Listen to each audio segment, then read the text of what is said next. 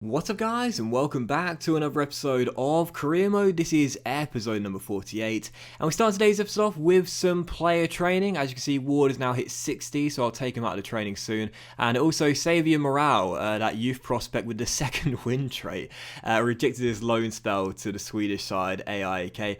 And also a brief look at the league table for the first game of today's episode, as we would take on the league leaders, Manchester City at Brammall Lane, coming on the back of our 2-1 loss away at the Emirates Stadium in the last game 3 days ago. So good to be back home, where of course our form has been much better this season. We've been much better at home than we have been away from home this season, but now taking on the league leaders. You would have seen by the league table, 20 games, 20 wins for Manchester City and just a few goals conceded all season long. Pep Guardiola's side have been picture perfect, and Dean was set for a very busy, cold, frosty afternoon here in Yorkshire. So taking on the league leaders, we knew this was going to be a tough test and a very real possibility that we would have back-to-back defeats for the first time in quite a few games. We would need to be defensively solid if we were going to be the first team to beat City this season. And of course, in the reverse fixture at the Etihad Stadium, we lost by 5 goals to 1. So this was going to be a big game to end the calendar year.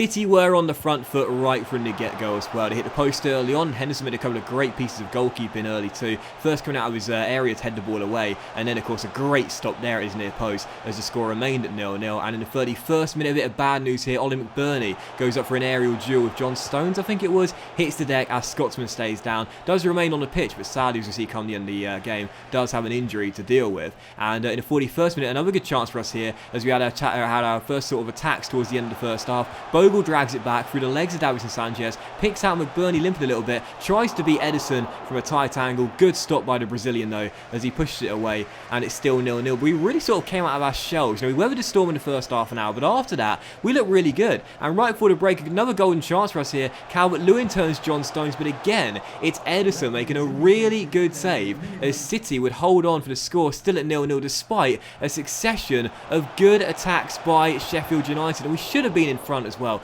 3 golden chances for McBurney and Dominic Calvert-Lewin. Couple of big saves by Edison though ensured the score would be still 0-0 as we headed into the break. So second half gets underway. We've played well in the first half, and once again so close to taking the lead in the second half. Just past the hour mark, a corner whipped into the centre, headed onto the crossbar as it was still 0-0, and we were sensing not only we could become the first team this season to take points off City, but we could beat them. We could end City's 100% start to the season and get a win for our troubles as well.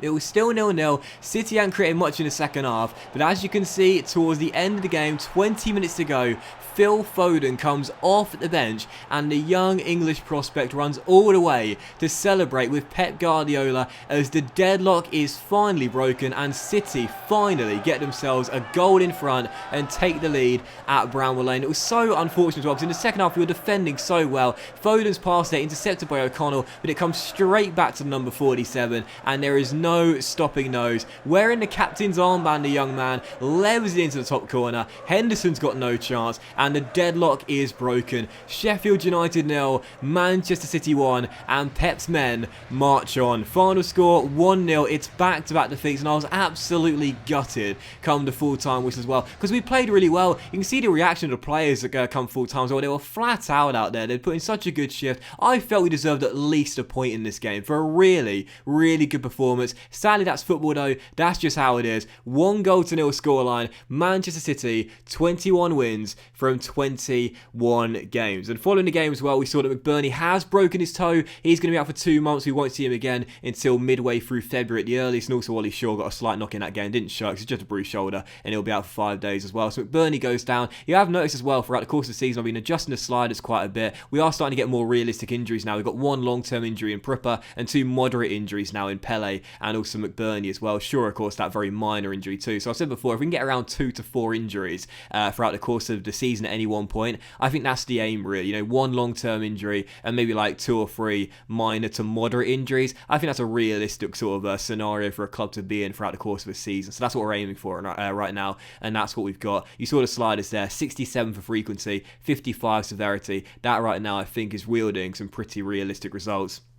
the injury front.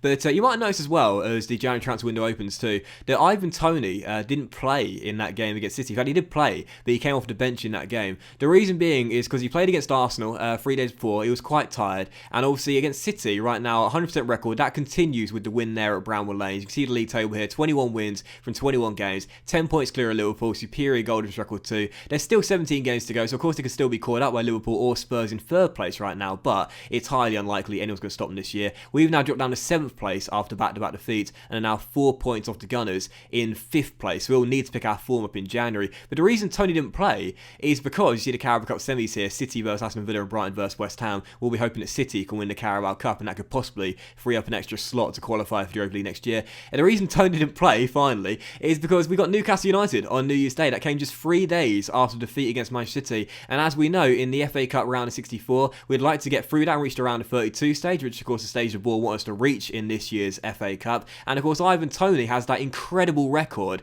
of scoring against Newcastle United, particularly away at St James's Park, which is where the game is going to be played. So really, it was a tactical decision. He wasn't dropped to form. Yes, a little bit of fatigue was weighing on my mind heading to the game against City, but I wanted him fit, fresh and raring to go for that New Year's Day fixture in the FA Cup against Newcastle due to his fantastic record. And I thought we'd lose to City anyway, which we did. But now that January is here, the transfer window is open. You can take a look at our objectives, of course, and how we're getting on throughout the course of the season. As you would have seen there, our manager rating now is way below the target. It's 61, our manager rating. Now, of course, it is in the red, but I've said before, I'm not worried too much about it. If we can hit our league objective, which is to qualify for the Europa League, and also our domestic cup objective, all we've got to do is take out Newcastle in the round of 64, which of course is the next game of today's episode, the second and final game of today's episode, then I'm pretty sure we'll be fine come the end of the season. I've said this before, off the pitch objectives in career mode are definitely worth considering, and certainly some objectives that you would like to hit, but what's most important is on the pitch objectives. Even though they're of course considered a very low priority by the board, if we do finish in 5th place and qualify for the Europa League, if we do reach at least around a 32,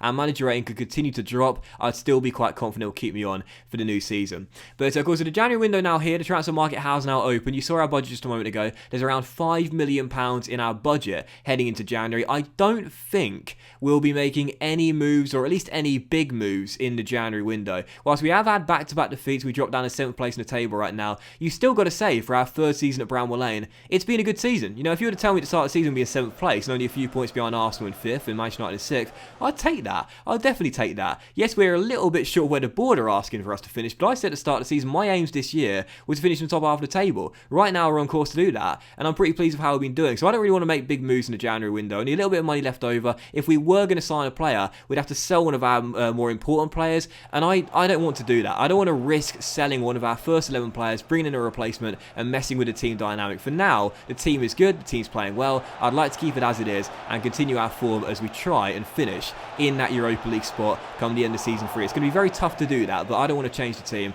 I'm liking how it is right now. But still, second and final game this episode was going to be that FA Cup round of 64 tie here away at the Magpies at St James's Park against Newcastle United. And as you can see, Toney would be starting this game due to his fantastic record against his former side, but it wasn't Ivan Toney that got the first goal of the game 29 minutes in. It was Callum Robinson getting a rare start. Now with McBurney down, he'll be our 3rd choice striker behind Toney and Calvert-Lewin. A rebound goal. We started to score some rebound goals this year. You gotta love it considering how many we conceded in the first 2 years. It's about bloody time we start scoring them. It's 1-0 to the Blades, courtesy of Callum Robinson making it 1-0. And in the 35th minute, after a great passing move, he almost got his 2nd goal of the game. But as you can see, it was cleared off the line there as he almost slid at the far post after a lovely passing move. We were leading the break by a goal to 0. We were looking the better side. Newcastle hadn't had a single shot in the first half, and the youngsters we brought in this season, Serge Koulibaly, 16-year-old out of the academy, was playing really well in the left-back role. Walsh was dictating tempo through the middle of the park,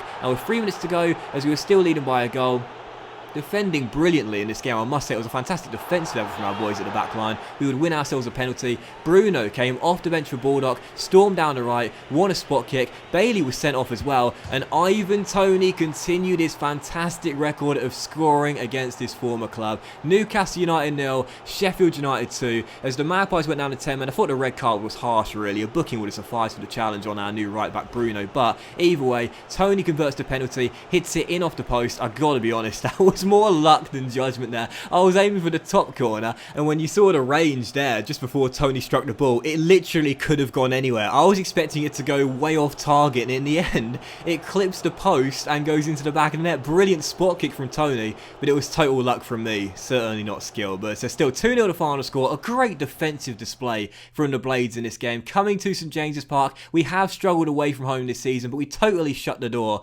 on the Magpies. No chances whatsoever for the host in this game. Not a single shot recorded. McKenna once again was a monster at the back. Serge Koulibaly making his debut, played really well in the left wing back role, and Jordan Taranariga, first appearance since his 2-month injury, also put in a really good shift, but I wasn't one bit surprised considering how good he's been for us in his debut year at Brammall Lane. But that will say stuff to the career mode, guys. So big thank you for watching. Really hope you have enjoyed it. If you did enjoy today's episode, then please do drop a like. Much love to you all. Have a fantastic day, and I'll see you for the next episode of Career Mode very soon.